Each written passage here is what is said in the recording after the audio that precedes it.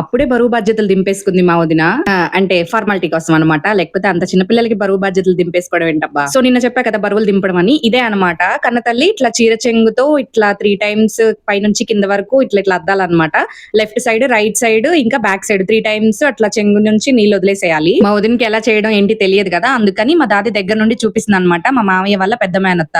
అయితే ఈ పెళ్లిలో ఎందుకు బరువులు దింపుతారంటే పెద్దయ్యి పెళ్లి చేసుకొని వెళ్ళిపోతున్నారు. ఇంకా వాళ్ళ లైఫ్ వాళ్ళకు ఉంటది కాబట్టి ఇన్ని రోజులు మేము తీసుకున్న రెస్పాన్సిబిలిటీస్ అయిపోయింది. ఇంకా మీ బాధ్యత మీరే అని చెప్పి బరువు దింపేసుకుంటారన్నమాట. పిల్లల్ని రెడీ చేసేది కూడా యాజ్ ఇట్ ఈజ్ నడుం కట్ అయినా ఏదైనా వల్లవాట వేయడం అంటారు. అవన్నీ నేను మీకు చూపిద్దాం అనుకున్నా. బట్ వీడియో తీయడానికి అసలు కుదరలేదు. ఇంకా ఇద్దరికి సారాలు కట్ అయితే ఊరేగించడానికి తీసుకెళ్తారు. ఊరేగించి వచ్చిన తర్వాత మేనమామలు ఇద్దరు కాళ్ళు గడిగి లోపలికి ఎత్తుకొని రావాలన్నమాట. ఇక తర్వాత ఫంక్షన్ మొత్తం స్టేజ్ మీద బట్టలు పెట్టుకోవడం, ఫోటోలు దిగడం, రిలేటివ్స్ ని పిలుచుకోవడం ఇదే ఉండిద్ది అనమాట. ఇంకేం ఉండదు. ఇంకా భోజనాలు. ఇంకా ప్రతి ఫంక్షన్ లో అయితే చదివింపులు రాయడానికి ఒకళ్ళు బుక్ అయిపోతారు. అంటే కట్నాలు రాయడం అంటారు కదా. సో అదనమాట. ఇక్కడైతే మా ఆయన బుక్ అయిపోయారు. పాత మంచిగా ఊపు తెచ్చుకొని పాత సాంగ్స్ కి డాన్స్ చేస్తుంటే సడన్ గా కరెంట్ పోయింది. అంతే ఫంక్షన్ అయిపోయిందాక రాలేదు. ఇంతకీ కట్నాలు చదివించడం మీ సైడ్ ఏమంటారు కామెంట్ చేసేయండి.